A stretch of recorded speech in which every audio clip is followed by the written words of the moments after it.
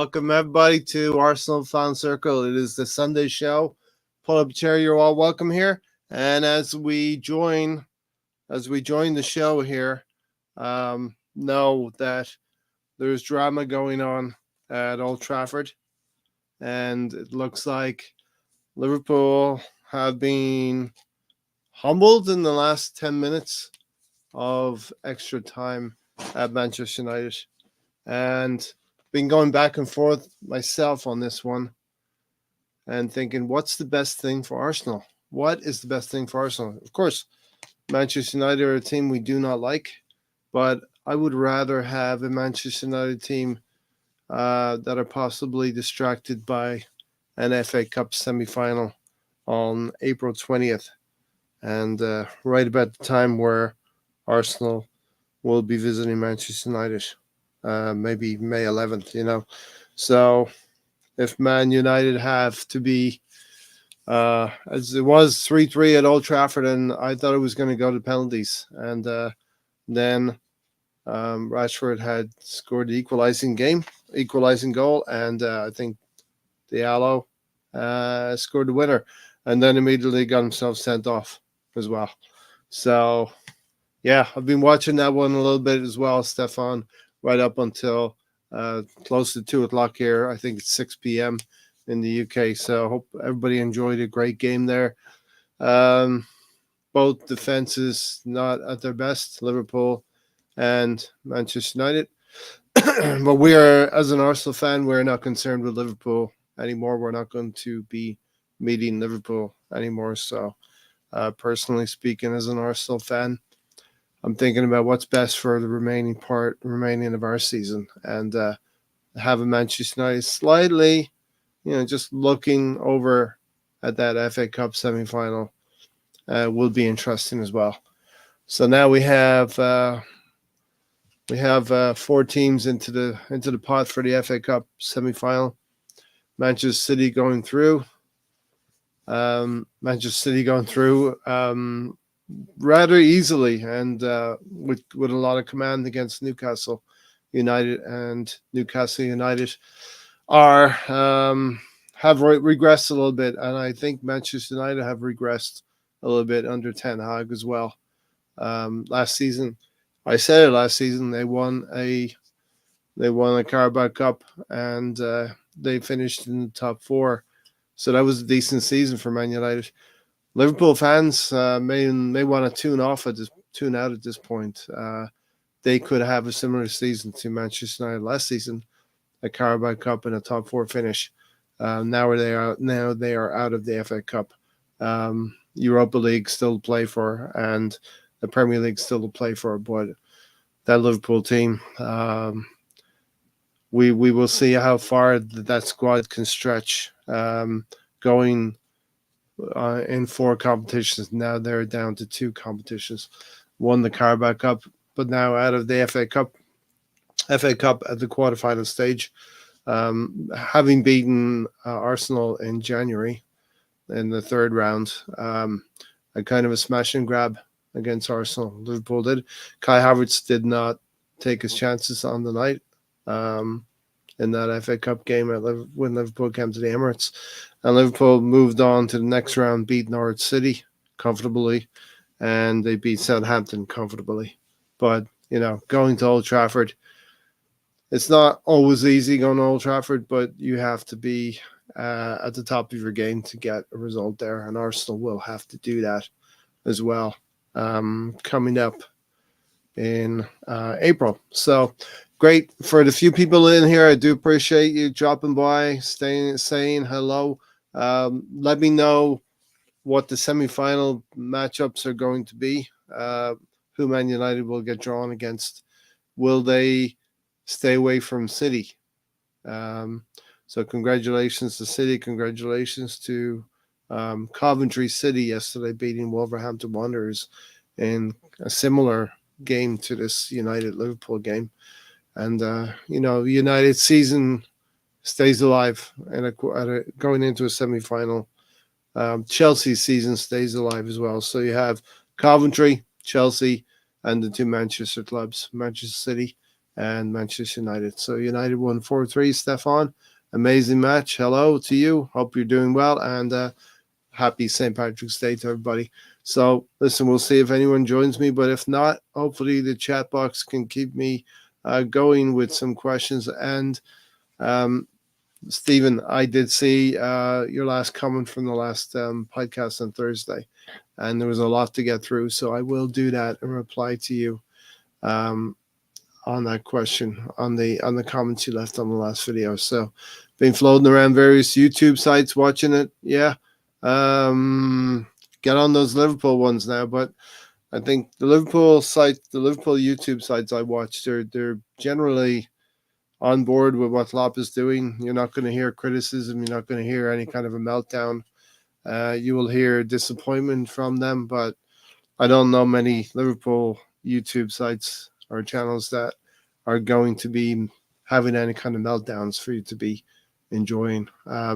Let Manchester United have this little slice of glory. And we know the Manchester United team is not going to win the FA Cup, right? We know that. I believe Chelsea and Man City are better than Man United right now, and even Coventry would give United a good game as well. Hello, Misfit. Indeed, Stephen's in. Stefan and Stephen are here. Coventry have done amazing getting there. Fair play. And Stefan, you'll know that there always seems to be a team that gets to the semi-final stage. You know, either the draw has helped them or they go on a pretty good cup run. We had Sheffield United. Arsenal had Sheffield United in the 90s. Wigan, teams like this, they always get pretty far, at least to the semi-final stage. And then even at the semi-final stage, Coventry's going to have the opportunity to upset somebody. So let me know who gets drawn in the semi-final. Happy St. Paddy's Day. Hopefully Celtic can turn Sevco over. Exactly. I saw Celtic won yesterday as well. So, yeah. Listen, it's been a good day of football. Watched West Ham as well against Aston Villa. After Tottenham losing 3-0 at the hands of Fulham yesterday, it was a good result for Arsenal. And Aston Villa scraped a draw against West Ham in somewhat fortunate terms for them. The goal being ruled out at the end, Suchek handball. So Stefan says it's not beyond the realms for United to win it. I think it would take a huge effort for Manchester United to win it at this stage. But you're right, it's not beyond the realms. Manchester United scored 4 goals against Liverpool, and we didn't think that would happen today. Liverpool had the benefit of a couple of deflections. Man United fans complaining about that, but you know, if you invite a team onto you, that's likely to happen. So we'll talk about the Arsenal into the Champions League quarterfinals with a win over Porto on penalties, and the reaction to the draw on Friday in a moment. I want to bring up another banner here, which is basically the remaining parts of Arsenal's season here, and the FA Cup is definitely something.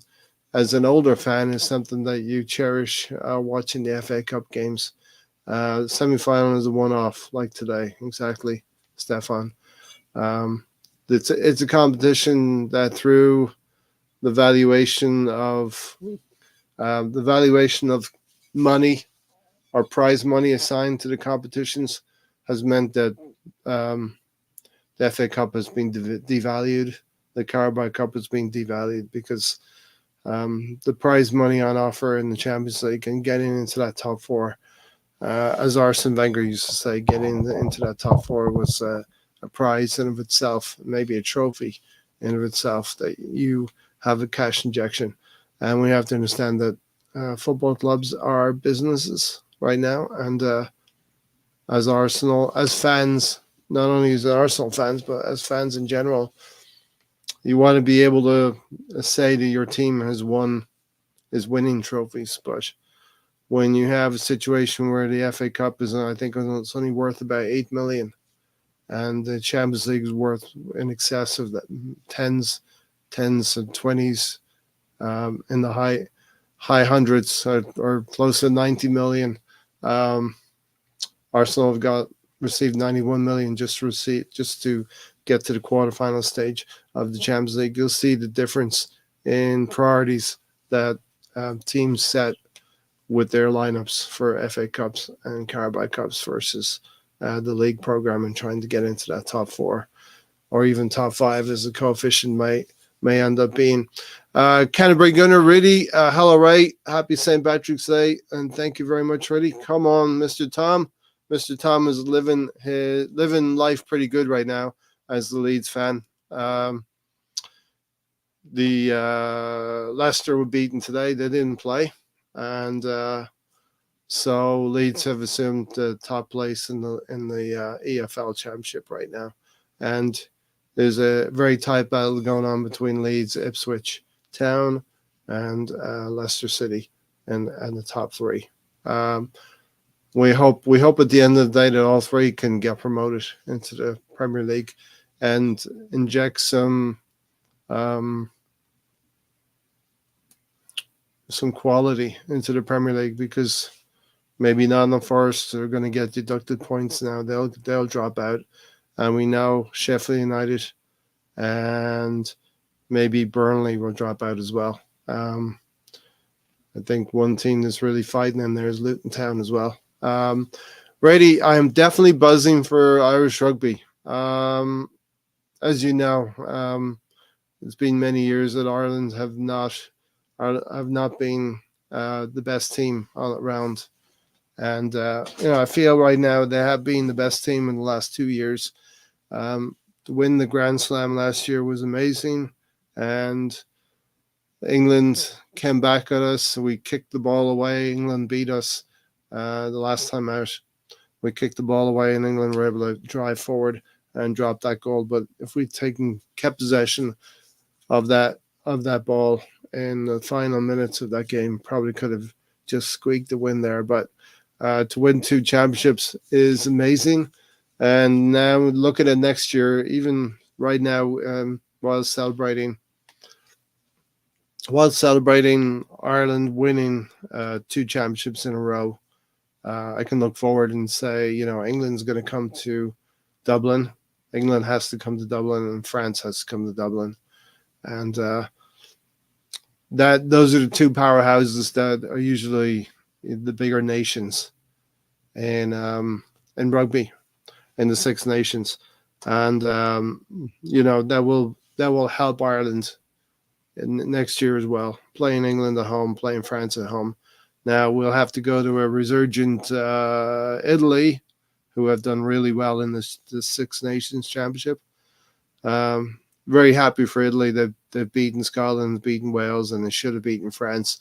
So TMO, the rugby equivalent of VAR, has been a little bit controversial in this championship, but Wales are going to be coming back as well. So the Six Nations looks like it will be very competitive next year. Scotland have been a team who are coming, and they just need to finish and win the close games. Scotland need to. Italy have put a lot of effort into what they've been doing in recent years as well. So it's going to be a very interesting competition next year as well. So we will look forward to that. The Irish will look forward to that. Hopefully, going into that championship, trying to get a three-time win of the championship would be something. And when you have a team that is competitive, a team that is good, and I'm going to parallel this to Arsenal as well. When you have a team that's going well and doing well and has the talent to do well, we need to capitalize on those years. We need to start winning championships. And Arsenal are right in that phase right now. And we'll find out at the end of this month, going into April and May, what we are made of. And I believe Arsenal right now have much more control in their game than they did last season, are much more or less emotional, although we have had a couple of emotional games. The last 2 against Brentford at home and Liverpool at home emotional in the sense that if you remember both of those games, we gifted goals to the opposition. We gifted a goal to Brentford through Ramsdale's mistake, and we gifted a goal to Liverpool through Gabriel Magalhaes' mistake as well. So the control that Arsenal have is impressive. We're going to see what happens with the Etihad, and let me know in the chat if you believe it's actually a good thing to take a couple of weeks break here before we play Manchester City, or if we should ride the wave of beating Porto on penalties going into the quarterfinals and beating Brentford last weekend in dramatic circumstances. So let me know if that's a beneficial thing, if you think we should have kept going. I actually feel it would be best if the way it is to take 2 weeks, take a rest, take a break, and go again, because the days between March 31st and May 19th is 49 days. And that's a number of Arsenal fans will know is something close and dear to our heart. 49 unbeaten. So potentially, if we win that quarterfinal, potentially win a semi-final. I know it's dreaming a little bit, and we get to a final. That would be 5 games in the Champions League. Add that to the 10 games in the Premier League, and we have 15 games to play over 49. Potentially 15 games to play over 49 days. So we're roughly going to be going into every 3 days. We're going to be playing a game, and this is what we as Arsenal fans wanted. We wanted a team that was going to be competitive and going to go for it. So we'll go through this list here in a second. Mr. Tom said 17 points behind Leicester on December 31st. Yeah, and we were 5 points behind Liverpool December 31st, and we overcame those 5 points to Liverpool, and now got goal difference advantage over Liverpool as well. We will see what happens to this Liverpool team in terms of the result today. Let that sink in, Mr. Tom. 17 points behind Leicester. All it takes is for you to go on a run and that other team to drop some points. And we've seen that with Arsenal and Leeds. Ray sounds a bit sad as the second team are out of the cup. I am not sad. Been waiting to see what happened with Man United and Liverpool. It didn't really matter to me, but just in the ultimate analysis, really, to have a Manchester United team that might be slightly distracted in the FA Cup might not be a bad thing. Looking at Manchester City's remaining games, they do not have to play Man City in the league, or Man United in the league. We have to play Man United in the league on the penultimate weekend. And if we have a Man United team who are maybe involved in an FA Cup, it's an extra game for them, So definitely we're trying to overcome Liverpool and Man City simultaneously this season. Ready. Stefan said, wonder if Leicester will be out of it in a couple of weeks. An amazing downfall when I thought they were catchable. COYB. All right, Brownie, thanks for joining us. Happy St. Patrick's Day. Thank you, Brownie. It's an international break, indeed. And I think it's just friendlies as well, ready, which is not something that we are interested in. Friendlies are a waste of time at this time of the year, and traditionally has not been good for Arsenal. So that's something Arsenal needs to overcome. Stefan said, "I recharge the batteries, but momentum is important." So which is it, Stefan? Which are you going with? Recharging the batteries or keeping that momentum going? I personally think recharging the batteries will be a good thing. I think Arsenal came out of the blocks when they came back from the Dubai break, beat Crystal Palace 5-0, beat Nottingham Forest 2-1. Then we had the big one against Liverpool 3-1, beat them 3-1. Then we had West Ham 6-0, Burnley 5-0. So we were going really well. And then Porto in between that. Um, and then just beating Brentford. Brentford are a tough team. So Stefan is saying, go with the momentum, I guess. Mr. Tom does love international breaks. We have 37 points out of 39, not bad. So that's 12 wins and a draw from Leeds. That's definitely a nice points haul since Christmas. Could be worse, I'd say. Yeah, there's not many times you're talking about a Leeds defeat. Indeed, I actually wanted Liverpool to win, as they would have had more games and United would go trophyless. Well, United, it's just one more game, really, and they're going to be involved in the Europa League.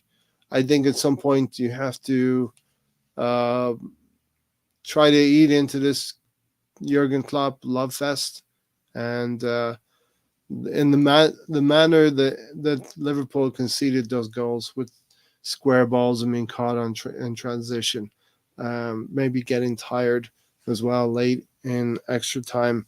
They will be happy now that they have a couple of weeks off as well. So Stefan has the draw, and Manchester United have every chance of getting to a final here, an FA Cup final, which adds further to my argument. Let Man United get to that final. They have every chance now of beating Coventry. They'll be favourites against Coventry. Let them get to that final. They have to face Arsenal on May 11th in the league, and Arsenal have to go to Old Trafford. And we can do it.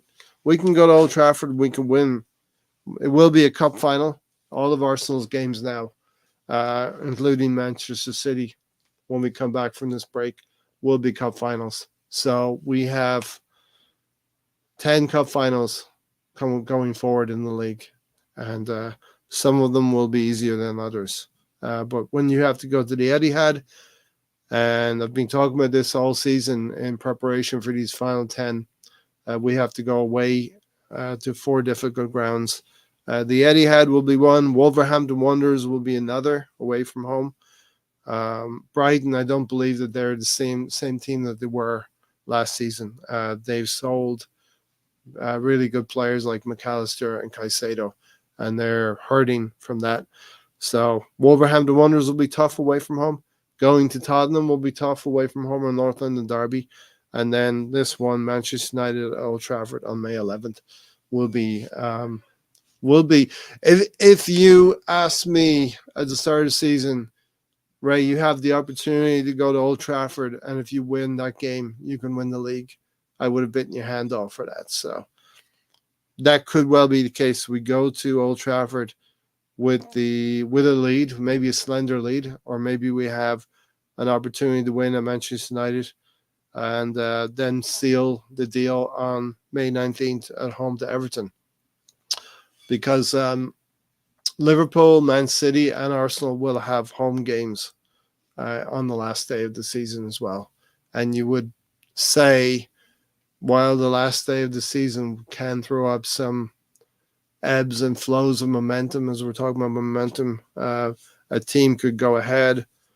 But generally speaking, these 3 teams, Liverpool, Man City, and Arsenal, are so good right now in this league that if it goes to the last day of the season, I would not see any league positions changing at all because of that. So let's have, I know it's Man United, it's a rival, but let them be involved in an FA Cup final, and let their focus and motivation wane a little bit when Arsenal visit Old Trafford in the early part of May on the penultimate weekend as well.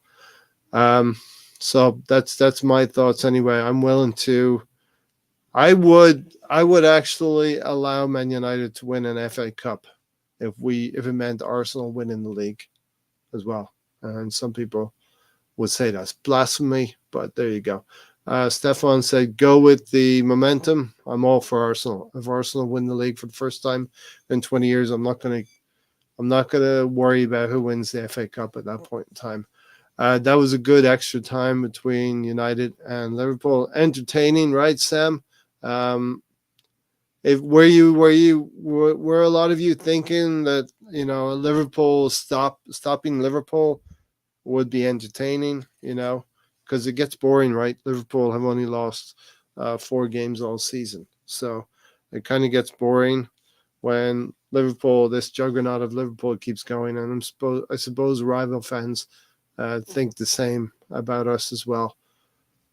When Arsenal keep winning, when we beat Brentford last weekend in the 85th minute, I'm sure rival fans were irritated and annoyed about that.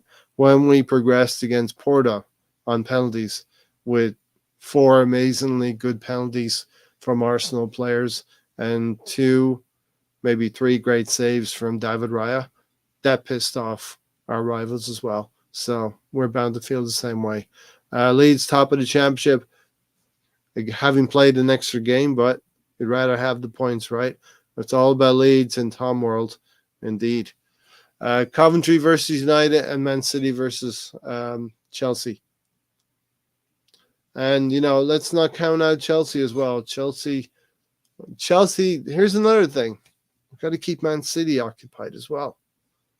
So Man City is going to have Real Madrid in the quarterfinals of the Champions League, and they're going to have a Chelsea team that maybe through Poch is growing a little bit more, just growing a little bit more. Who knows? Yes, probably City. Stefan, probably City will overcome that Chelsea team. But give City some tough games. City are the treble holders. I happen to agree that they're 115 FC that they've cheated over the years. They've assembled a squad. They've paid a lot of money in transfer fees, but more pointedly, they've paid a lot of money in the wages, and they've sourced the channels of that revenue in different ways and maybe circumvented the laws. It'll only come out in a couple of years, hopefully. That's all it will take. Looking like a City versus United final. I got my square balls caught in transition once. It was bloody painful. Yeah. It reminds me there's something about Mary in that one, Sam, what you're explaining. Coventry has every chance too, as Man United suck. Definitely. Coventry will give up chance, or Man United will give up chances. Onana is pretty poor. He's a pretty poor keeper. I know a couple of those shots were deflected, but as a team, United need to stop allowing these shots coming in. Reminds me very much of Unai Emery and Arsenal years ago. Wrighty was doing the draw, so Ian Wright did us a favor. Maybe if you look at it as Man United being involved and maybe getting to an FA Cup final could influence our game at Old Trafford on the penultimate weekend. And if you look at Man City now having to face a Chelsea team in the semi-final and Real Madrid in the quarterfinals, it's going to make for a busy month for Pep and his boys, and it's going to make for testing their squad to the limits. And let's also remember, Ederson is injured. And maybe, although whilst I like the Liverpool goalkeeper, Kelleher, maybe, not having Alisson between the sticks may have hurt them as well this season, So Quavin Kelleher has played really well for Liverpool in this stretch, but we've seen not having Alisson between the sticks. Let's test your volume. How are you doing, Lawrence? You all right? Yeah, can you hear me? No, it's coming in like last Thursday as well. It's still clicky. All right. Give me 10 minutes, all right? I'll be back. Yeah, okay. Sure. Try it again. Yep. Thanks, Lawrence. All right. Unfortunately, it must be very frustrating to not be able to have that work for you. We've all been there. Can't see Coventry beating United, says Stefan. Our game against United might be postponed now. Well, that's May 11th. When is the FA Cup final? Really, we're gonna have to probably deal with some postponements and some rescheduling of games. Steven said here, for me, the break is a good thing as it gives us time to get players back from injury and rest the rest of the team. My only fear is Saka. We all know that he will play every minute, like always. He's probably been called up to the England team as well. This break, Stephen, will help Martinelli as well, who had that gash. He's got a cut on his foot, which has been holding him back last couple of weeks, and this break might help him. He's had a poor season up until January, and I think scoring those 2 goals against Crystal Palace, they looked like training ground goals, but they really kicked him on a little bit. And Martinelli scored a few goals and assisted a few as well. His numbers have been looking better through January and February, and hopefully he can have a really good April and May for us. Now is when the things start to happen for these clubs. So maybe Arsenal we were caught out a little bit by that last season. We were going great guns, and I think we started off too fast and had too many emotional games in our locker last season. It seems like now we've arrived, and after this international break, we will have arrived in a much more sustainable manner, that we have steadily brought ourselves to a simmer and a boil, and hopefully we can start cooking in April and May. So yeah, I also agree with you, Stephen. I think the break could be a good thing to get some players back. We have a few injuries as well. We have a few players who might need a few more training sessions as well. The likes of Partey, Tomiyasu, Fabio Teabag Vieira, Gabriel Jesus would be another one as well. But that will probably give Tony a few nightmares, thinking that Gabriel Jesus will be reintroduced instead of a Havertz or a Trossard, who've been playing really well for us up front. Was that designated for the Cup semi-final weekend? So the semi-final weekend was on April 20th, when we would be playing Wolverhampton Wanderers away from home, or Man City would be playing Tottenham as well. All right, let me try Lawrence again. Let's test your sound, Lawrence. Okay, is that better? It might be your microphone. Hello? Might be your microphone. It's still a little bit. Hold on. It's not horrible. Okay. Still. Yeah, it's still. Can you hear me now? Sorry, mate. All right. Okay. Still not great. I'll say it's not saying the. All right. It's not saying the phone. So. All right. I'll see you later. Okay. Bye. See you, Lawrence. All right. Listen, I'm not going to stay here too long anyway. It is St. Patrick's Day, and so we should be taking it easy. But it's just a kind of a chill chat. For that to happen, we firstly need to win at the Etihad. We beat. Ready. Here's the thing: we have beaten them the Emirates, and we have beaten them in the Charity Shield. They'll be all out.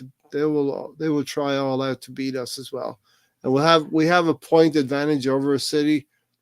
So I do wonder if, and this is a dangerous thing to consider, I do wonder if the players and Arteta would be happy with a draw there.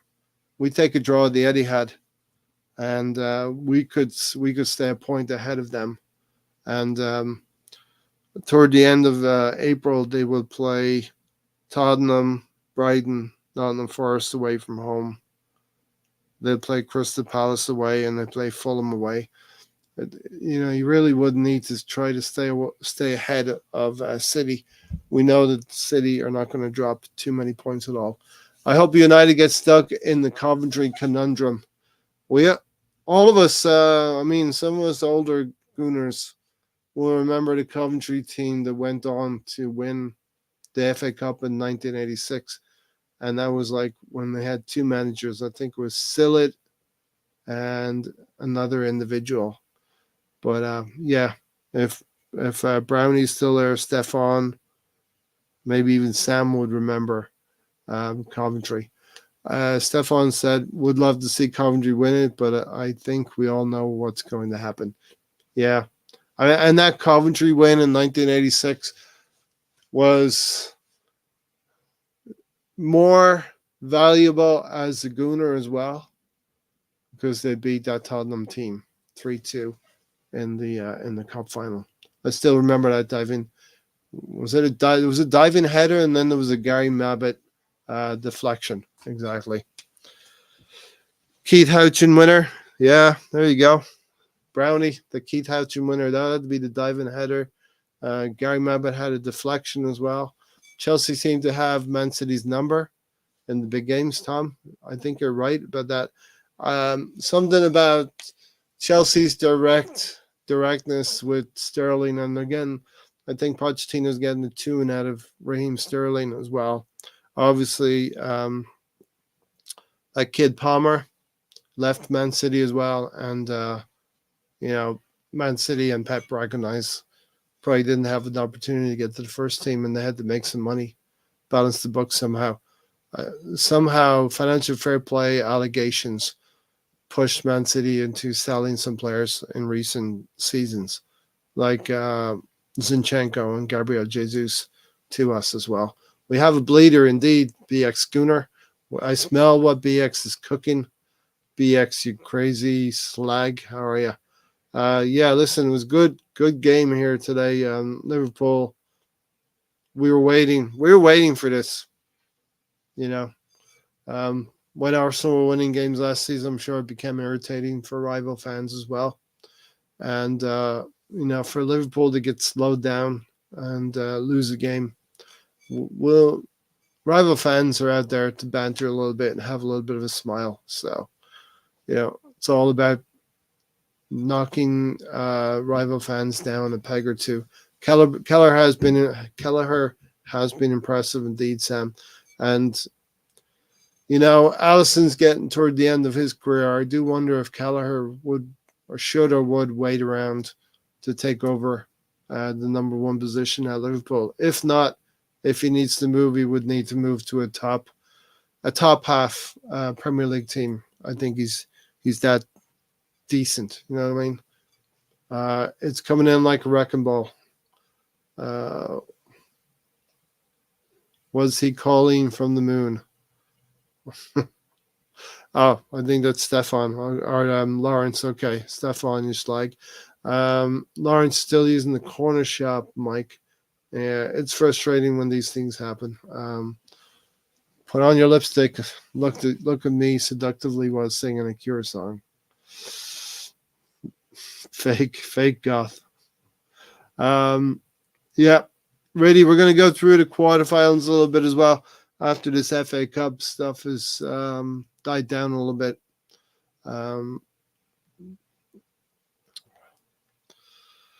Lawrence sounds like the PA system at the Spurs Stadium.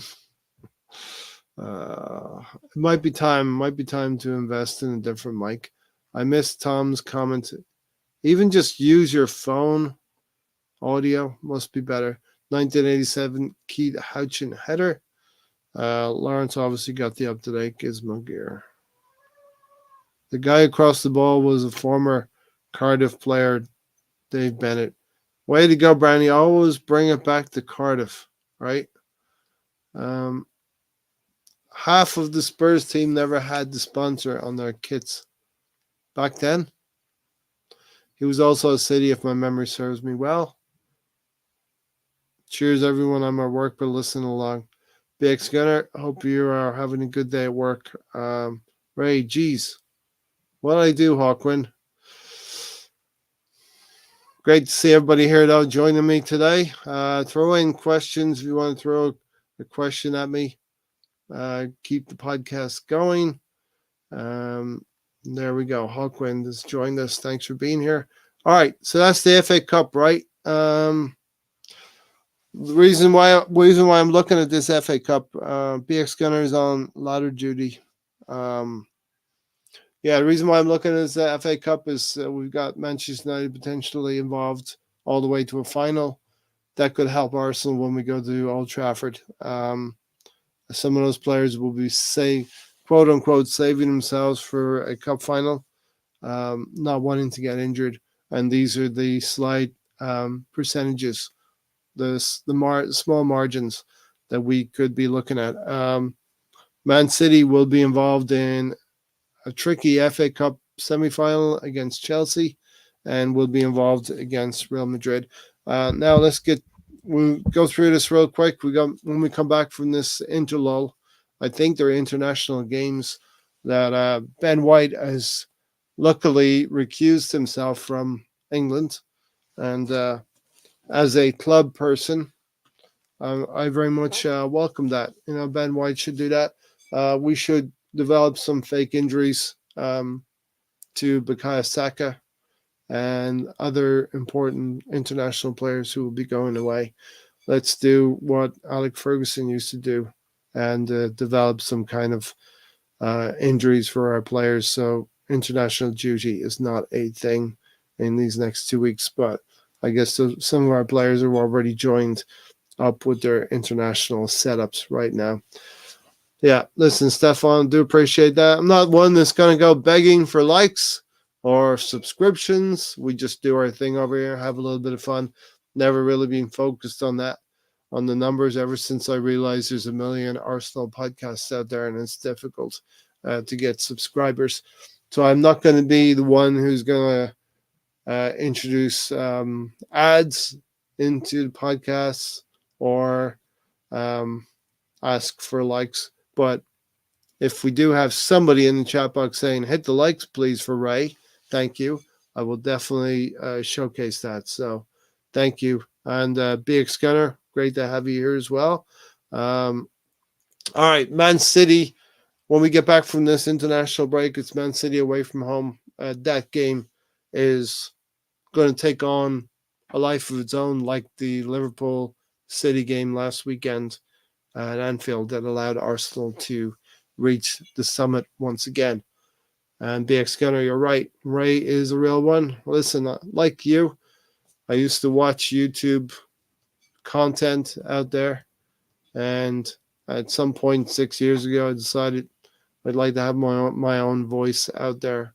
And not easy doing it for the first couple of years. But then you develop your niche. You find what you're good at. You put a team together that doesn't join you on St. Patrick's Day panel, and you just start talking about Arsenal. And I'm not here to try to say things controversially or for clout. These are my thoughts and my views on Arsenal, and we want to be there. BX Gunner, when we win. When we won the FA Cup with Mikel Arteta, we were here. And we want to be here when we win something, hopefully, this season. Realize we're up against two juggernauts. We're joining the party. We're joining the Liverpool and City party. So when the media start talking about Liverpool and City have been fighting it out for 5 or 6 years, we've joined it now for the last 2 years. We were there last season, and we are here this season, and we're growing. This Arsenal team is growing. We can see the players that we need to move on, and we can see possibly the positions that we need to invest in and bring them in, and bring those players in. Maybe a striker or a forward, maybe a midfielder, as some of our midfielders are getting on in age, and maybe a defender next season as well. So anyway, we go back to Man City. That's going to take on a life of its own. Luton Town at home and Brighton away. Luton Town at home will present its own difficulties. Luton Town are having a go at everybody, so we'll need to be good there. Brighton, as I said earlier, have had issues with some players who've moved on. McAllister and Caicedo being one of them, and they don't have the quality they had of previous years. Still going away to Brighton will be a tough one. Liverpool drew 2-2 there. I'm looking here to see, Man City have to go there as well. It's one of the rescheduled games from this weekend. Man City were due to go to Brighton away from home. So Arsenal and Man City directly reflect going away from home to Brighton, and we'll see what happens there. Then we'll have the Bayern Munich game at home, which Munich fans are not allowed to travel to because of the incident they had in the last round. It should be a benefit to Arsenal. I'll get into the draw pretty soon. But I want to skim through our remaining league fixtures. Then we have Aston Villa at home. Aston Villa are in a fight with Tottenham and maybe Manchester United for that fourth place and fifth place. But we should be able to we need to exact revenge over Aston Villa. We beat Newcastle recently after they beat us controversially at up on Tyneside. So Aston Villa, those are three after City. Whatever happens at City, we've got to beat Luton, beat Brighton away from home, beat Aston Villa at home. That'll be 9 points. And then we go to Wolves away from home. It won't be easy. Wolves are a good side, a good technical side. The Chelsea game that was postponed this weekend will have to be rescheduled at home. We generally beat Chelsea at home every year, so that's got to be a game we win. And then Tottenham away from home. Either side of a semi-final, hopefully in the Champions League. We'll play Bournemouth at home, Man United away, and finished at Everton.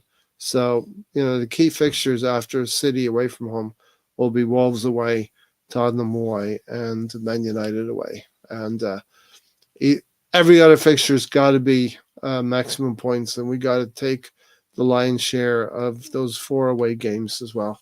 Missed the Villa fixture, yeah, indeed, tough match. Aston Villa, they're a decent side. They will give us some problems, but if we're at the height of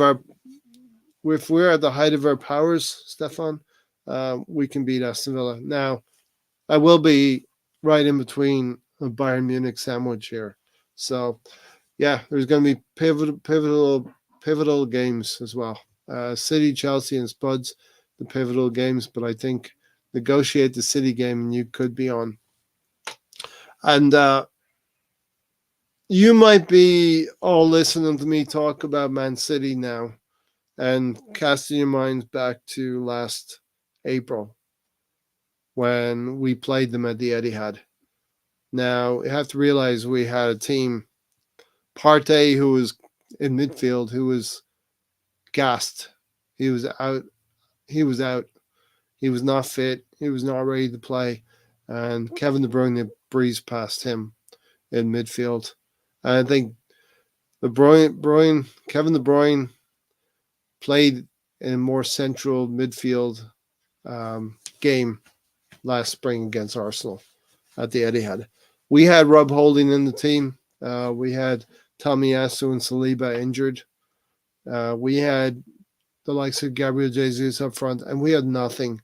We had nothing going forward. We were dead on our legs because we'd come into that game with 3 successive draws, 2-2 up at Anfield, 2-2 at West Ham, London Stadium, and the 3-3 draw against Southampton. I think we really lost belief after that Southampton game, a 3-3 draw. Going into the Etihad on the back of 3 draws, you might as well say we went into the Etihad on the back of 3 defeats because that really took the wind out of our sails. And now we are in a position where we are going into this Manchester City game with, as you can see, 8 wins behind us here. So we're going into the Manchester City game with 8 wins behind us, confidence flowing. Yes, there is a question of whether we should be going in there with momentum or going in there with a break. I happen to think going in there with a break, and I actually think that rival fans and maybe some of our rivals, that the footballers we're going to be playing, Man City and Liverpool, the teams that we are up against, they probably underestimate us as well. So We threw the white flag up at the Etihad last season with 3 draws going into the Etihad. And Stefan, you're right. The City game, it could be a draw. We've played City now twice this season, and we drew in the Charity Shield, beat them on penalties, and you could say we changed our style of play at the Emirates when we beat them earlier in October this season. We beat them at home 1-0 with a late goal, So, BX said Arsenal are on their Phil Collins hype. I can feel it coming in the air tonight. I'm just sort of setting the scenario, right? Don't think that Arsenal rocking up the Etihad means we're going to lose 2-0. And be prepared, we could probably lose 2-0. City would be 2 points ahead of us at that point if that would happen. 9 games to go.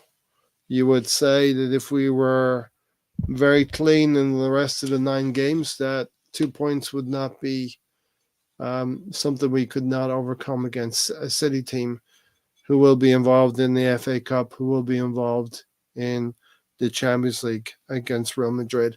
And Real Madrid will be motivated. Real Madrid will be motivated to avenge what happened to them last season as well. Real Madrid are, as you all know, a team who have an outstanding Champions League pedigree and history. And they won't like the fact that they were knocked out of the Champions League. Bellingham has joined them as well and has improved them.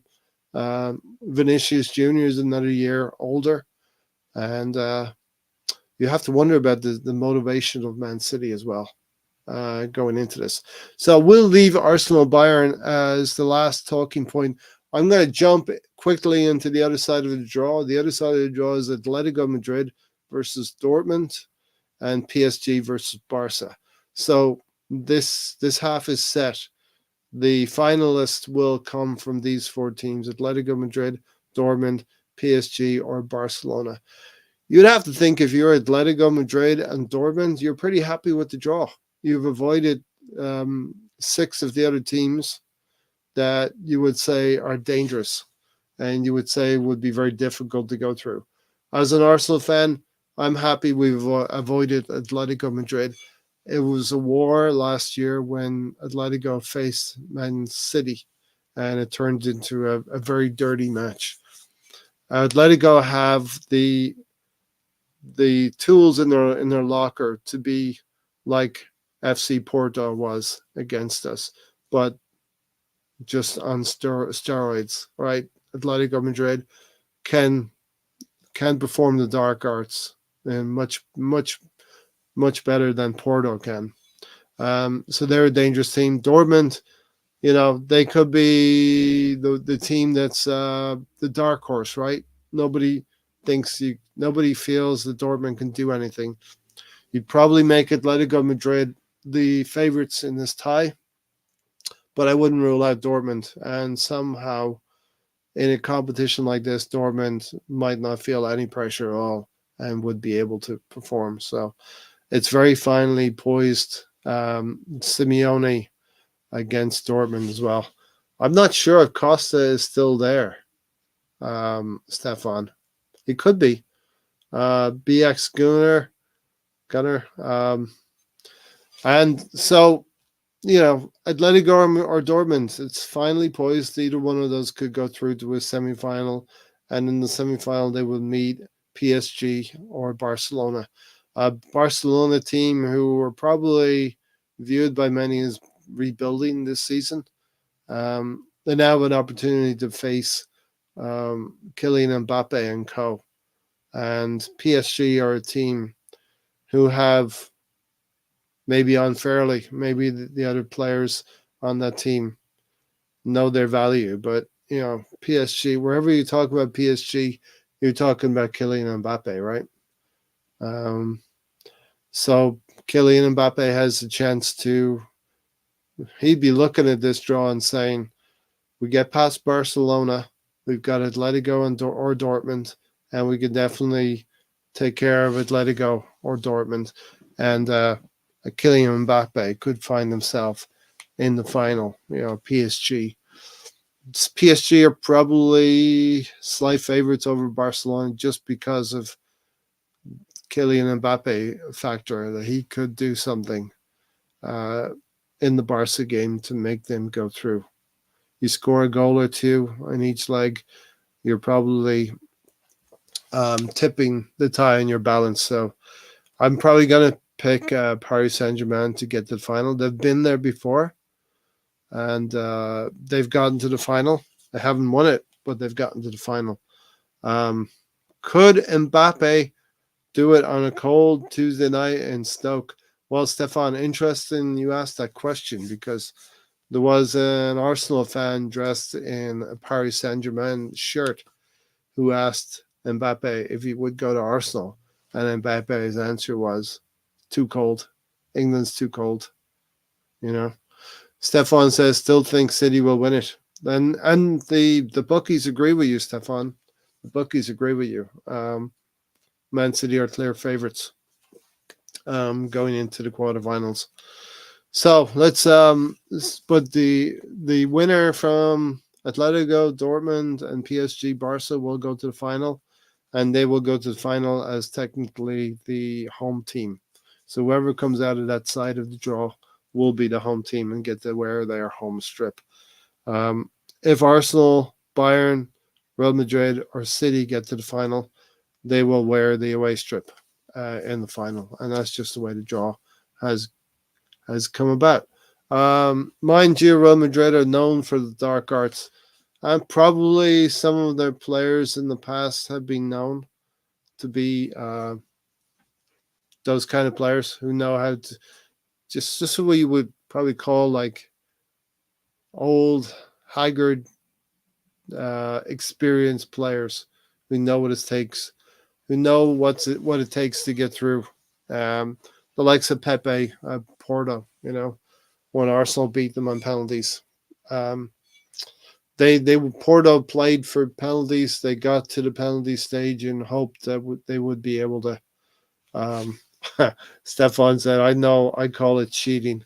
Definitely, you what players do, and you've probably seen it today with Man United and Liverpool. Players test the referee. They set the tone of their tackle. They set the strength of their tackle and almost get a gauge on what the referee will tolerate, what the referee won't tolerate. So they get an idea of what they can get away with, what they can't get away with, and those are the professional players who know the line, and for the most part, they stay on one side of the line, knowing that maybe they can take a yellow somewhere in the game. You know what I mean? But then be able to stay at the yellow and not get that second yellow. So yeah, let's dive into the other half of the draw here. Real Madrid versus City. So, like I said, Man City looking to repeat this. They haven't.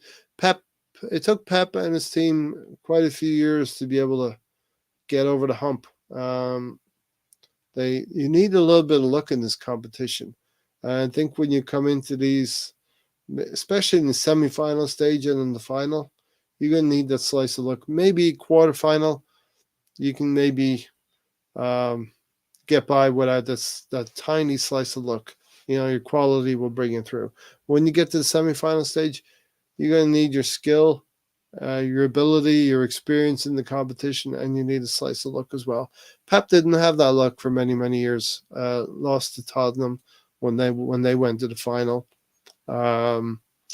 Lost to Monaco, I believe, and Real Madrid. Oh, you remember a few years ago when Real Madrid scored right at the death, right at the end against Pep? That was you. If you were a City fan, you would feel that was a huge slice of bad luck against you. Stefan said, Porto never changed, still the same as when they played Celtic in that final. Disgraceful behavior. That kind of time wasting will get you so far, and it can overcome some deficiencies in your team. If you're not strong, if you're not a talented team, you can get places by being a tough, hard-hitting, competitive team. As an Ireland fan, right? St. Patrick's Day, right now. As an Ireland fan, Jack Charlton fashioned an Irish team that was built on the sum, the sum of the parts being greater than any individual parts. So had some good players, yes, but put a style together that was effective and made teams go backwards and play balls into the corner, put them under pressure, as Jack Charlton would say. We had Wimbledon in club football in the 90s, 80s, and 90s. John Fashanu, um, Vinnie Jones. When I tell people now that Vinnie Jones, the actor, used to be Vinnie Jones, the footballer, people are actually amazed to go back and check out the things Vinnie Jones was doing when the likes of Paul Gascoigne was on the field as well, on the pitch. So these are the dark arts, and this is the kind of thing that the teams can do. But Real Madrid have that history, have a way of playing, and they're always going to be relevant in this competition. And Man City are definitely in the ascendancy right now, but I feel like Real Madrid were not as strong as they are this year, and Man City were stronger last year than they are this year. Fine margins. I'm looking at fine margins, but I don't think the gap between Real Madrid and Man City is huge right now. And being the home team, Real Madrid would need to have a goal or two to take back to the Etihad as well.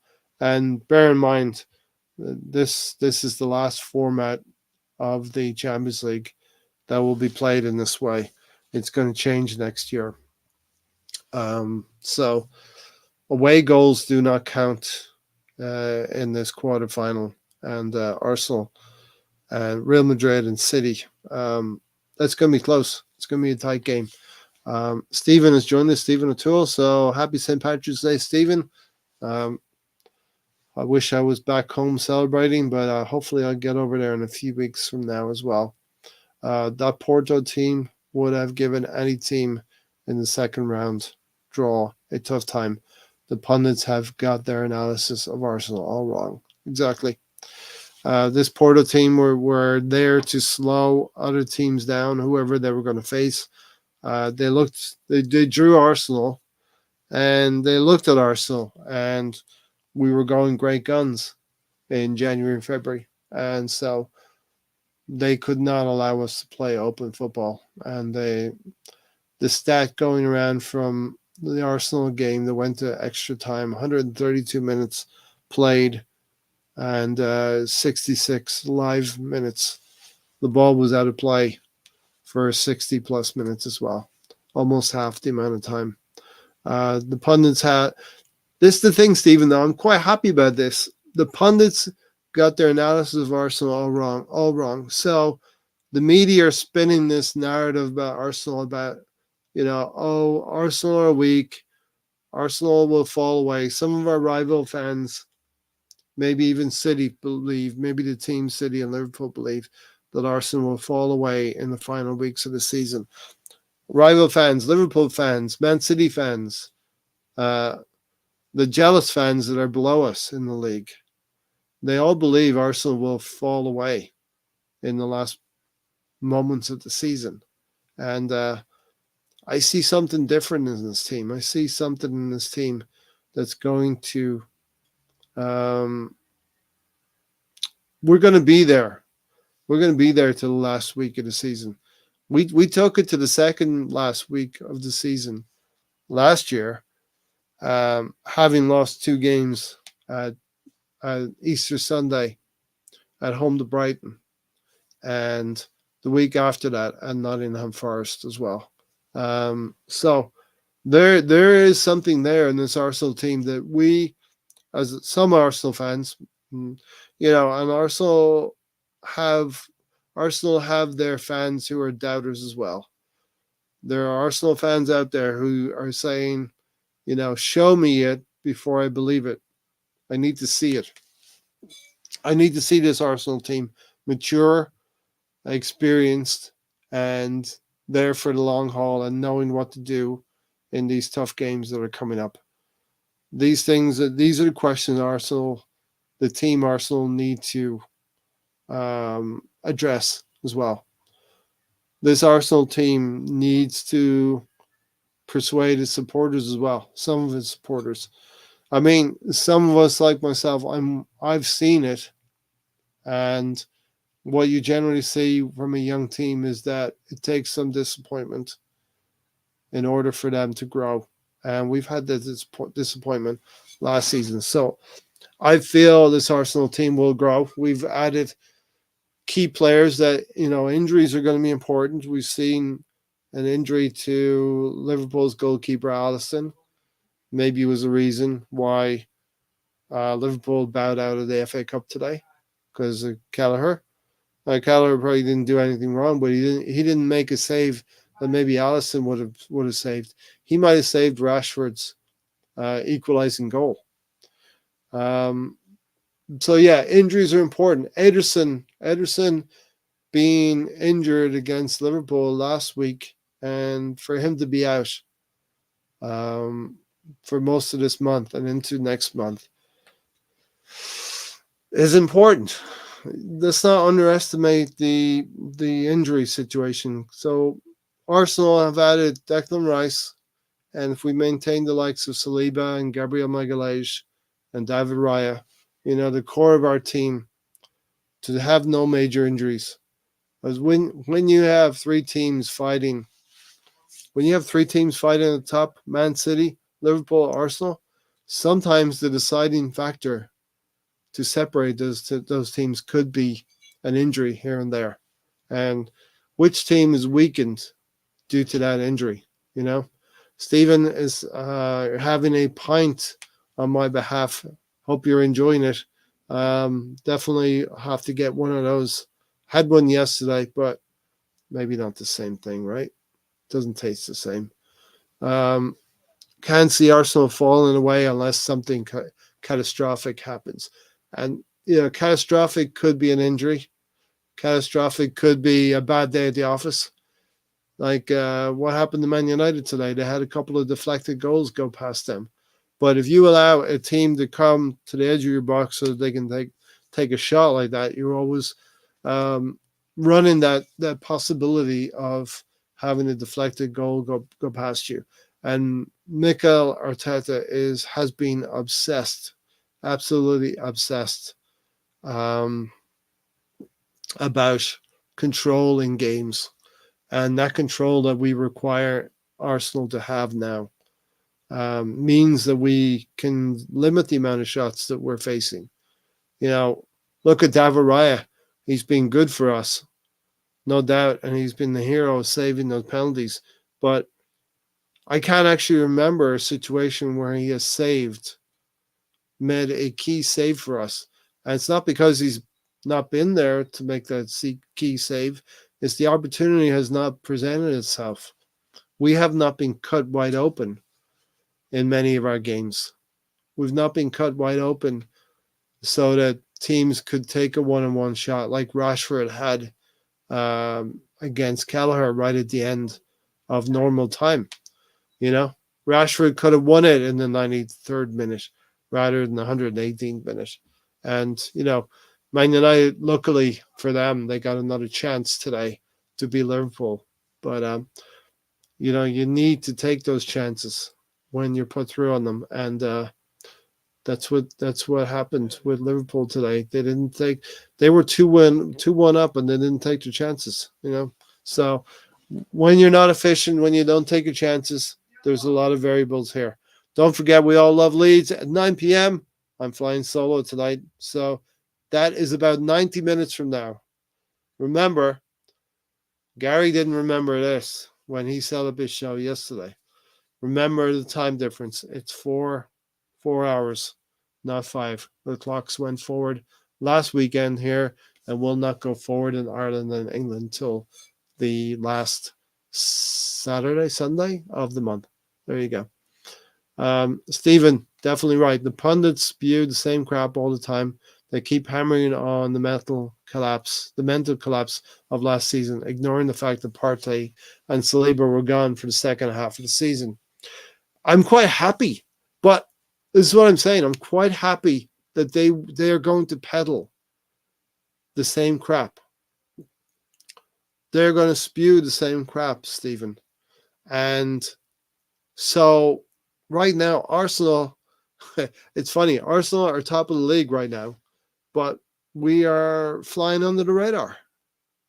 Think about that. We're top of the league, but we're flying under the radar a little bit. Yeah, 5 p.m. Eastern time zone, 4-hour time difference. 9 minus 4 equals 5, Gary. 9 minus 4 equals 5. Cheers, Stefan. So, yeah, so definitely this is the thing. All right. Stefan said, try and be there, Tom. I feel knackered, to be honest. Send the link, please, mate, and I'll drop a reminder if I'm not about. I know you've dropped off. Okay. This time it won't let me post links there. Well, I can, but it doesn't put them up. Yeah, it's a funny thing about YouTube as well. I think if BX can do it, I think Ahmad can do it. So BX, if you want to go grab the link from Mr. Tom's epic, awesome Leeds YouTube channel and drop it in here, I think it will allow it from the mods. You know what I mean? That's all I'm saying. But yeah, the media. Think about this. Arsenal are top of the league and in the quarterfinal of the Champions League. But everybody is talking about Jurgen Klopp. Everybody is talking about Pep Guardiola. And I'm quite happy about that. Maybe everybody's talking about Ten Hag right now. What a great manager he is. He's got Manchester United to a semi-final. Everybody's talking about Pochettino. What a great manager he is. He's got Chelsea far in two cups. You know? Let them talk about the other teams. Arsenal, go about your business.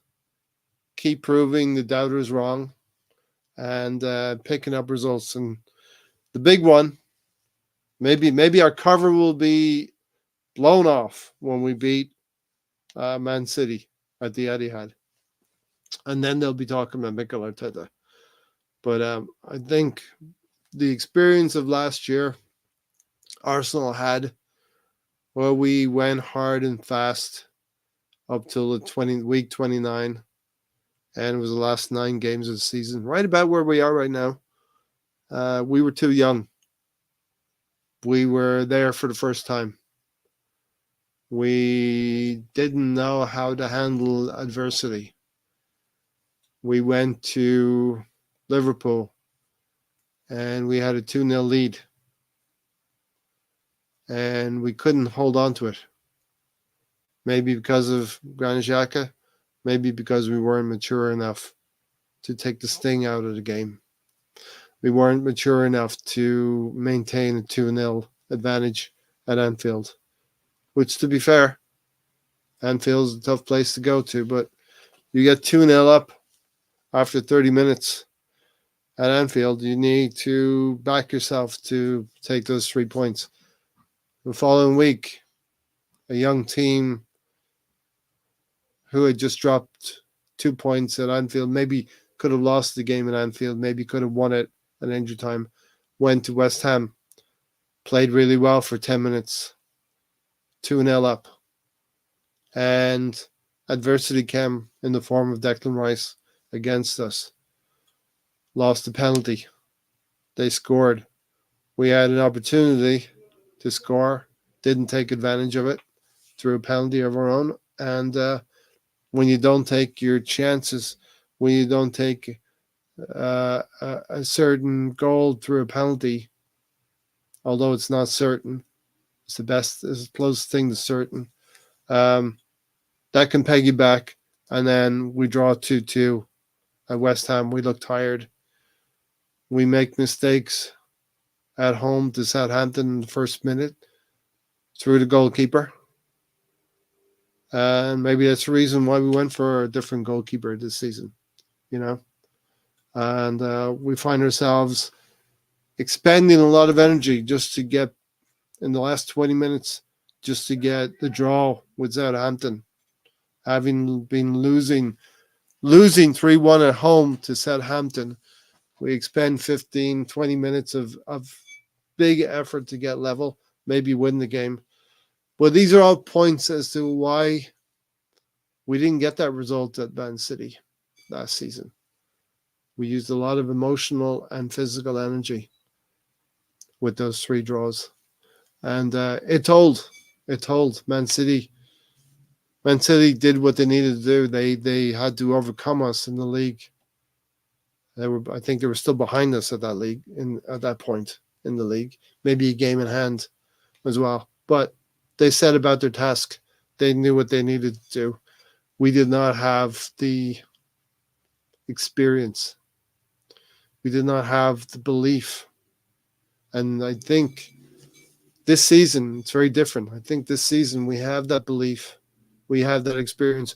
When the club goes out, when Arsenal goes out there and puts their money behind a premium midfield player, 105 million, that tells the rest of the squad, we're here. We've arrived. We're here. We just went out and we probably acquired the best signing of this summer in Declan Rice. And Liverpool, no disrespect, Liverpool, but you missed out on Caicedo and you bought Endo. And Endo's been decent for you. But when it comes to the big games against the big teams, you're going to get found out. In the long run, you're going to get found out. And Liverpool have come to the end of the line in the FA Cup today. Maybe it's because of Endo's play as well. You look that back. I haven't seen the last goal, but, they lost balls in midfield as well. Liverpool did today. And they're out of the FA Cup. And, yes, they've got the league to go for. And I think they'll double down. They're an experienced team that will now. They need to salvage something from this season. You look at Liverpool, do you want to be, and I said last season, I said Manchester United had a good season. I said it last season. They won a cup competition. They won a trophy and they finished in the top 4. And they got into Europe. They got Champions League football and they got a trophy. Liverpool, for all that they are and for how good a team they are, they could finish the season in a similar vein. They could finish the season with a Carabao Cup and a top 4 finish. And that would be the same as what Manchester United did last season. A good season, you win a trophy, you come top 4. But as a Liverpool fan, I'm sure Liverpool fans would feel that would be a poor season, given who they are. But yeah, Rice has been a big boy by Stefan. I've the whole Caicedo Rice deal. I was talking about Rice as the guy. I think Gary and maybe one or two of the others wanted a Caicedo instead. But Rice, I could see, would fit and adapt to the way we play. And honestly, he's progressed as well. He's picked it up. He's scored some goals. He's assisted in some as well. Ten Schlag, to be honest, there were a lot of rumors he was going to get the boot if they lost to Liverpool.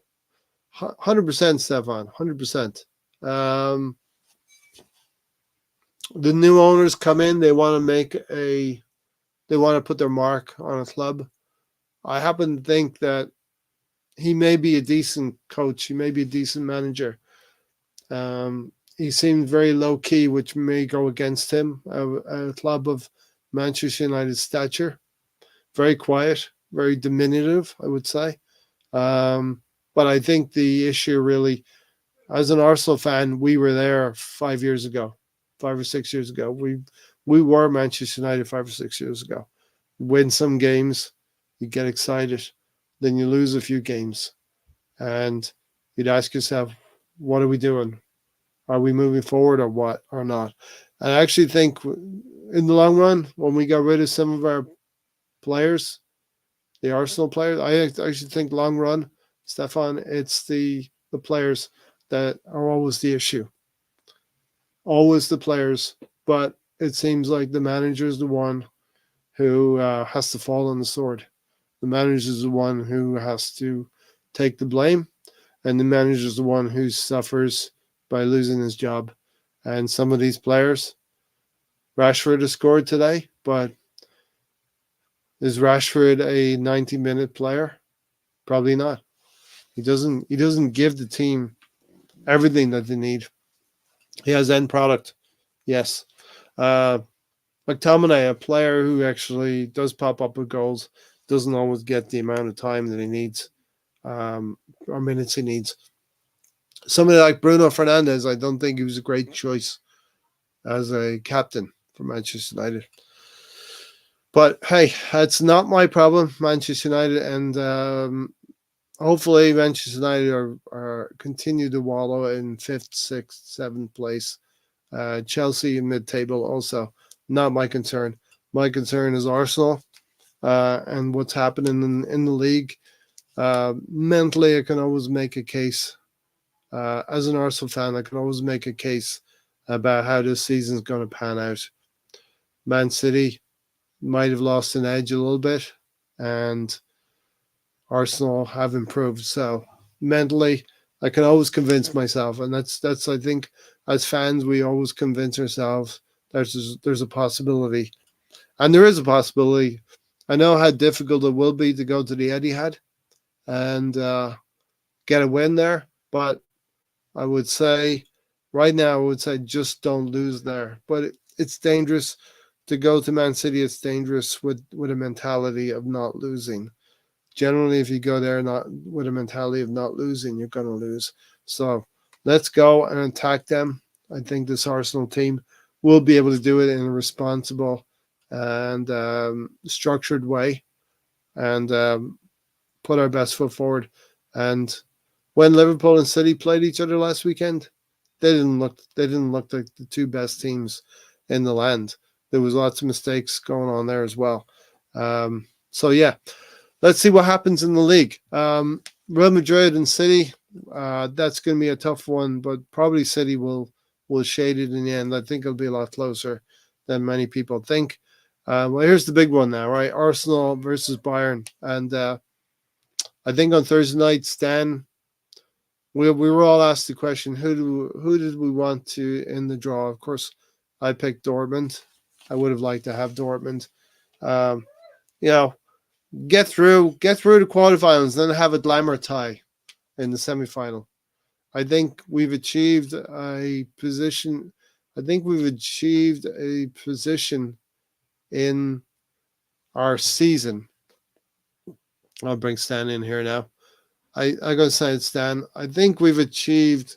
I was just gonna say, I think we've achieved a certain position in the Champions League final where most of fans would be happy.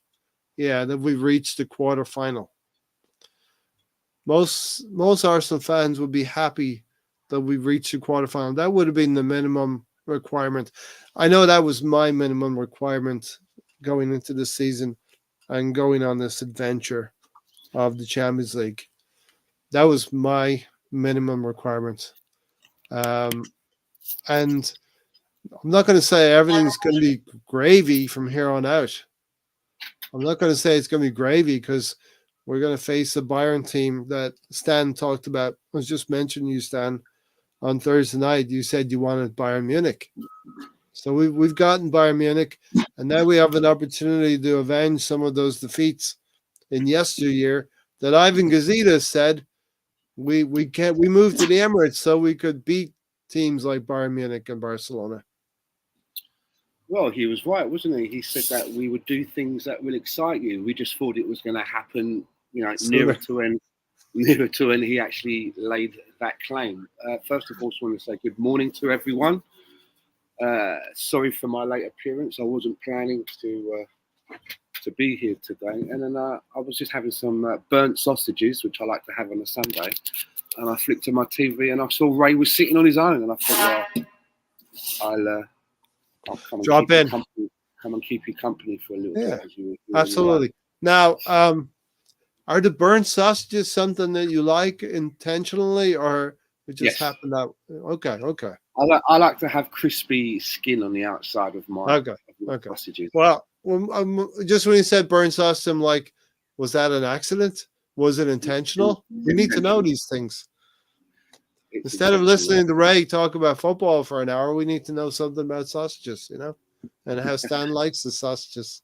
All I will say is that burnt sausages are the way forward.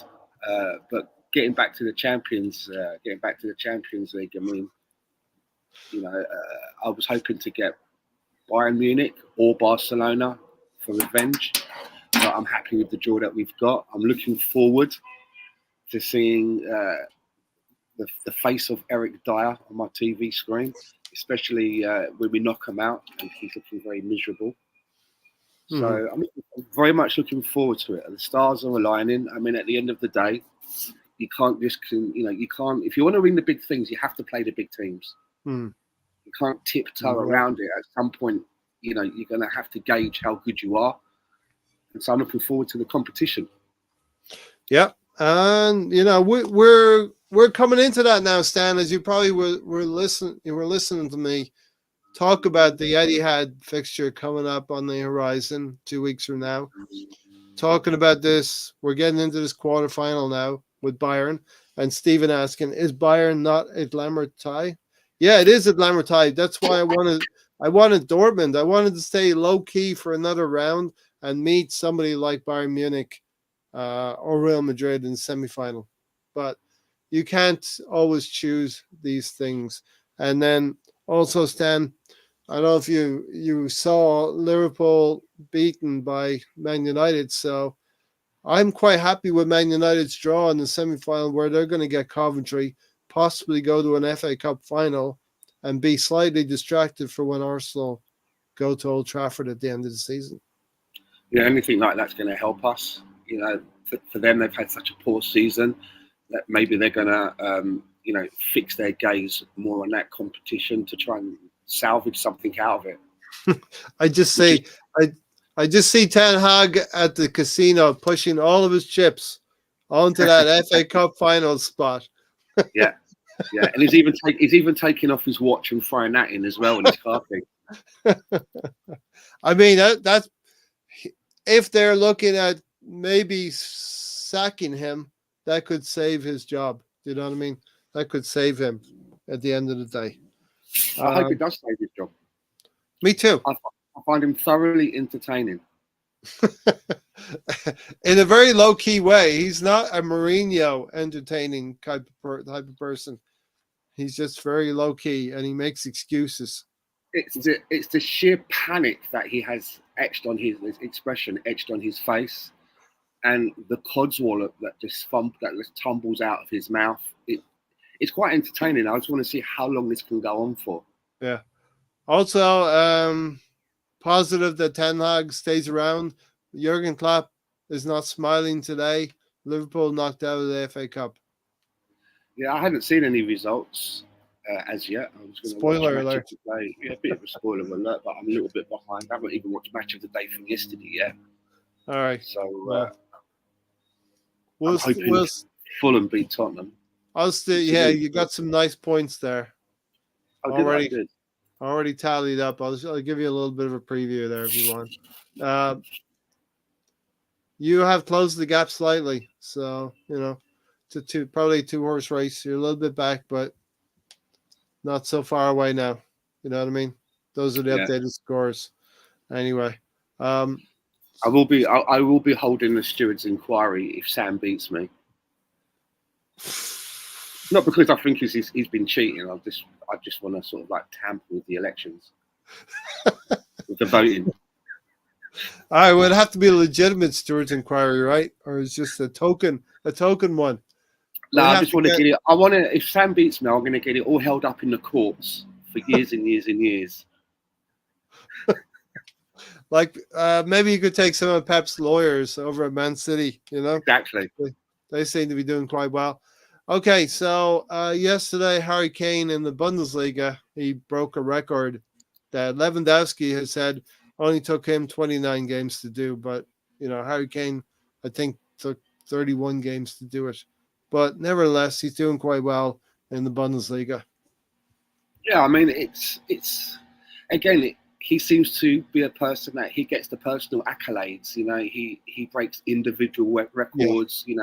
He'll be up there getting golden boots, but for whatever reason, he just can't seem to get his hands on the big one. It seems to be, from what I'm seeing with him at Bayern Munich, it's almost like a carbon copy of what happened with him at Tottenham. Yeah, yeah. Musiala, this kid seems pretty decent as well. I don't know if you've been keeping up with Bayern Munich. They're second behind Leverkusen. Granit Xhaka's team looks like they're going to win it with Xavi Alonso. But I don't know. I just want to answer Sam. I'm just, in the words of Christian Horner, Sam, I'm not going to comment on allegations from an unconfirmed source. So we'll just leave it at that. yeah. We're here to race. Well, yeah, we're here to race. I'll leave it all with my Man City lawyers, 115 lawyers from Man City helping me with this steward's inquiry. So yeah, Bayern Munich will a little bit unfortunate, Stan, that if we progress from the quarterfinal, we're going to have home games first. So we'll have home games in the quarterfinal and home games in the semifinal. But that's good. It gives us an opportunity to stamp ourselves on the fixtures and hopefully go into second legs without having to be on the back foot. Yeah. Get a goal or two advantage. No away goals as well. I mean the quarterfinals. You take the final out of it. We're only two fixtures away from the final of the Champions League. Yes, 2 ties. Yeah. We only have to get past Bayern Munich and Real Madrid or City. Easy, right? It can be done. It's a knockout competition. Yeah, and you're going to need, as like I said earlier, you're going to need a little bit of luck. You need a slice of luck here and there. Oh yeah, of course. It's gone against Pep for a few years, and he got it right last year. I don't think it's that easy to repeat. So when people say Man City are the favorites, and probably rightly so, I don't think it's as wide a gap as you would think. You know what I mean? They've got to beat Madrid, Stan. Yeah, and plus, you've got to keep players motivated. I mean, they've won everything the previous year. You've got to keep the interest with the same players. You've got to keep that interest up there. And there's a few stories that there's seems to be a little bit of unrest. Players discussing about maybe not renewing contracts and perhaps moving on. Coming out of City. Yeah. Oh, nice. Okay, we'll take that. I think it's either Ake or Akanji, one of the young defenders that they've got, is one that's thinking of maybe not renewing a contract. I think Kyle Walker is thinking of maybe trying to play somewhere else as a bit of a change. So who knows what's going to happen. And also, there's talk about big bids could be coming in from the Saudi Arabia part of the world for Kevin De Bruyne as well. Yeah, it was a little bit of a. Did you see that last week at Liverpool when Kevin De Bruyne was taken off? He had some words for Pep Guardiola and the coaches. Reminded me of Thierry Henry in his last season at Arsenal when he was Billy Big Bollocks. You know what I mean? Right. Who knows? Yeah, I mean, he's been there a long time, and if you've won everything, who knows? Maybe you've got an opportunity to with a footballer, you've got an opportunity, especially when you're at the top, to take your family and move to somewhere like Italy or Spain, for example. Yeah. Try a different culture, a different way of life. You have that open to you. Yeah, I know Kyle Walker. I thought he might have hung his boots up last season, but this looks like his last season at City. Kyle Walker, he's a bit of a bastard. You know what I mean? Yeah. That's a pound in the sweat. That's a pound in the swear tin, right? When I say that word, I mean it. I want to emphasize it. That's why I did that, Stan. You know what I mean? He's a very dislikable person. maybe a little bit like Kai Havertz we talked about on Thursday It's night. funny. I was just about to say the same thing. It's good to have one of those on your team, and maybe we have one of our own in Kai Havertz, where you have opposition fans sick of the sight of him because of some of the skullduggery that he gets up to. But you need someone to be a bit of a disruptor in the team. Bit of a silent assassin, Kai Havertz. Like butter wouldn't melt in this mouth, but he has it about him, and he's been picking up a few yellow cards. Interestingly, what you say about Kevin De Bruyne as well. Maybe he's looking for another challenge as well at the age of 32. That's interesting. And then Akanji or Ake, one of those, probably would want to go to Real Madrid or something like that. You know what I mean? If you think of yourself, in the in Kevin De Bruyne, he's getting towards, he's come over the crest of the hill now. For his playing, he's not going to start getting better. He's going to start plateauing. Yeah. And, not being able to do the things that he could do. He's won everything that there is to win. So on that basis, if a big offer comes in for you and your family to build a nice little nest egg in somewhere like Saudi Arabia, why wouldn't you perhaps consider it? Especially when you've won all of the big trophies that you can. Man, just get yourself a nice pension, a generational pension that can probably help. I like what we're doing here, Stan. We're picking holes at the Man City. We're picking holes at the Man City squad and hoping that there's enough discontent there. I know they probably the motivation will be for them to repeat from Pep and from the team as well. But Haaland, also you can look at Erling Haaland and say he's having a terrible season, right?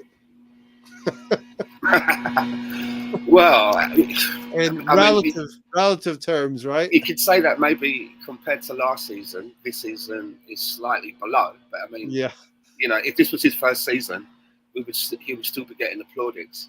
Yeah. I mean, just because he had 50, I think he had something like over 50 goals last season, and he might be around 30 right now. Yeah. So we'll work off that. We'll try to convince ourselves that City are not the team they were last season, and then looking at this bracket, it makes it look a little bit more palatable. You know what I mean? Yeah. Against Real Madrid, where they have a Bellingham in there and Vinicius Jr., Real Madrid could give them some problems, especially in the first leg at Madrid. Yeah, I think. Other than ourselves, obviously, I think that for me the other two kind of favourites in the competition are Real Madrid and Man City. Yeah, and the book. I don't think Barcelona are quite what they used to be. Don't get me wrong; they are still a formidable opponent, but I do think that they're not as bulletproof as they used to be when they had Messi and some of the other players that used to be with them. I think they've slightly declined. Yeah. We were level. If you go by the bookies, we were level with Bayern. No, we were level with Real Madrid. But since Real Madrid have been drawn with City, now we're clear second favorites in the betting because either Real Madrid or City will go out. So, we have to rate ourselves. The experience of this competition now becomes important, Stan. And we have not been there before. Which maybe gives Bayern Munich a slight edge here. I think it gives everybody the edge over us because I've said it a few times now that away game at Porto. I think that this team they're still learning things and they've learned a lot from last season and what it's like to lead the league and not be able to finish it off. And you can see an improvement this season. But with the Champions League, it's uncharted waters for a lot of players. And I think sometimes the occasion can maybe get to the team. They know that there's so much on their shoulders of not being in the Champions League as a club for so long. I've got my worry, my concern is that we could have some more big away games to come, which may be our undoing in this competition because it's due to some of these players. Well, if you go to the Bayern, Well, Bayern Munich stadium is pretty big, Stan. So that could be like a different type of stadium where the seats are a little bit further away from the field. You know what I mean? and also by not having the away goals rule, I think that also maybe falls in our favour. Yeah, yeah. You know that we have better opportunities in our home ties to try and put any mistakes right. So yeah, I think we can sit here and say Arsenal probably slight favorites, but it's going to be a very even game against Bayern, just for the fact of history and the nous needed in this competition as well. You know, Yeah, Harry Kane, the Arsenal link with Harry, against Harry Kane will be one that the media will probe into, and Serge Gnabry coming back to Arsenal as well will be interesting as well. You know, um, they have a player, Musiala is a pretty decent player as well. So they've got players on the field who can hurt us as well. But of course, they're going to be very aware of what we can do as well to them. yeah. They also have a young forward as well, don't they? Called Yeah, who they seem to be investing a lot of time in wanting to keep. And yeah. I think a lot of clubs were circling and trying to sniff him out to see if he would go there. But he really wants to sort of continue with Bayern Munich. I just there's got to be some towel jokes in there, right? Yeah. Trigger. All right, Dave. All right, Tal. So yeah, listen, it's going to be interesting. Bayern players goading Kai Havertz.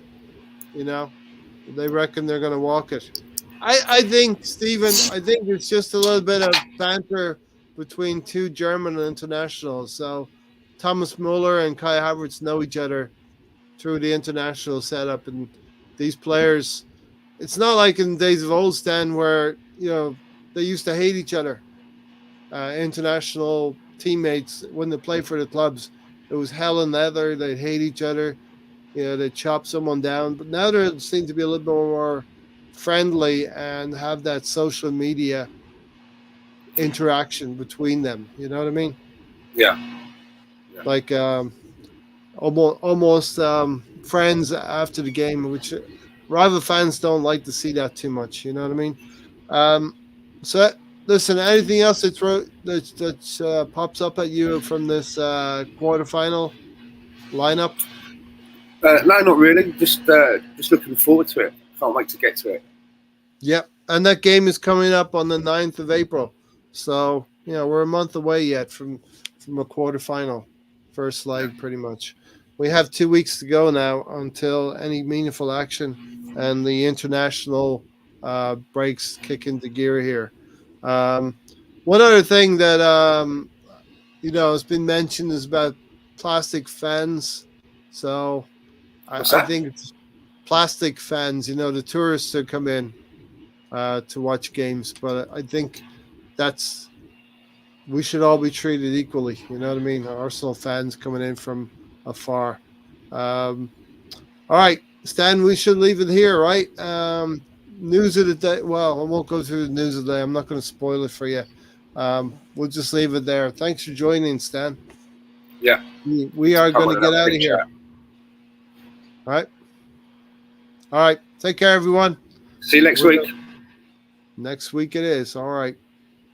Cheers.